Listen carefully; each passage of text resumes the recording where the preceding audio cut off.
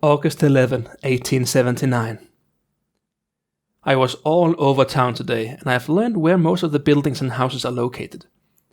I had a chance to talk to some of the people in town. They bought the story I've come up with that I've been sent to Willburgh by the Parliament to figure out how the newly leaderless town will recuperate from the latest calamity and how it will report back to the Parliament regarding taxation and law enforcement. That should ensure that most people will stay clear of me and that no one will think it too suspicious that I go around asking questions. I suspect the whole town already know by now that Nathan Wintest, a government employee, has rented the small cabin on the way out of town. The sheriff, Tim Burcot, is very interested in what I could be able to find out. He's not ambitious and he doesn't have a desire to prove himself. He simply wants the killings to end. He will help me in whatever way he can, and he's already agreed to arrange a meeting with Dr. Brown as soon as possible.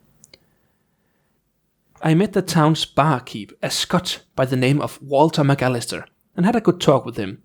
He had been employed at the local pub for years and took over the management when Jason Hannoway, the previous barkeep, was murdered a couple of years ago by Michael Flinch. McAllister is a pub owner and barkeep to the bone. He knew, of course, who I was when I entered the pub, or rather he knew my pseudonym and my cover story, but he never showed the faintest sign of aversion towards me, a prying government official. Quite the contrary, in fact. As soon as I walked through the door, he called me over. "Why don't you take a seat over here at the bar, Mr. Wintest?" he said. When I did so, he immediately poured me a beer and said, "It's on the house, laddie. Just my way of welcoming you to Willburgh." We talked for a few hours, and he gave me a lot of valuable information about the town and pointed out the people who came to visit the pub that evening. "There's the magistrate, Tom Collins. You'll find nary a man as righteous as him. His family has been in Willburgh as long as there's been a Willburgh to be in. Then there's Mitch Greenish over there. He's the new vicar, down at the church. He came to Willburgh after that nasty business with Father Silas. He's a good lad. Here almost every night, but never touches a drop of the devil's nectar. He feels that this is the best place to stay in touch with his flock. Oh, and there's Tim, but of course you know him already. Hoi, Tim, come here, have a drink with your old pal Walt." Tim Burcot had come into the pub and seemed for some reason frightened or perhaps surprised to see me. He had tried to sit in the back of the pub, but as McAllister beckoned him, he reluctantly came to the bar and sat down next to me. I couldn't quite figure out what had happened to make him want to avoid me like that. Even now he didn't seem to want to look me in the eyes. When I had met with him earlier, he seemed friendly and eager to help me figure out what caused the murders. McAllister seemed to have noticed the same thing and laughed. "Oh, come on now, Tim. Stop counting the stains on the counter and have a chat with Mr. Wilcox and I." I didn't even notice at first that McAllister had used my real name instead of my fake one.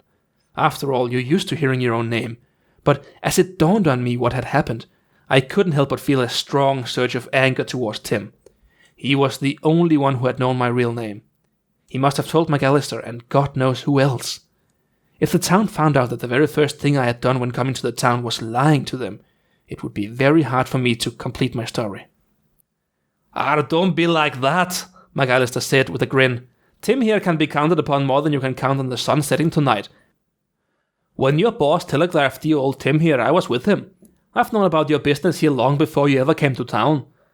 And after you had visited Tim in his office earlier, the first thing he did was to run over here and tell me that you wanted to use a cover when staying in town." So that was what had happened. Tim hadn't betrayed my trust. He just hadn't known that my name would be a secret. "That's quite all right, Mr. Burcot," I said to him. He immediately looked a lot more cheerful. "Thanks, Mr. Wintest. You can count on me to keep your secret." "And you can count on my discretion as well, Mr. Wintest. Both you and Mr. Wilcox are welcome here," McAllister said with a wink.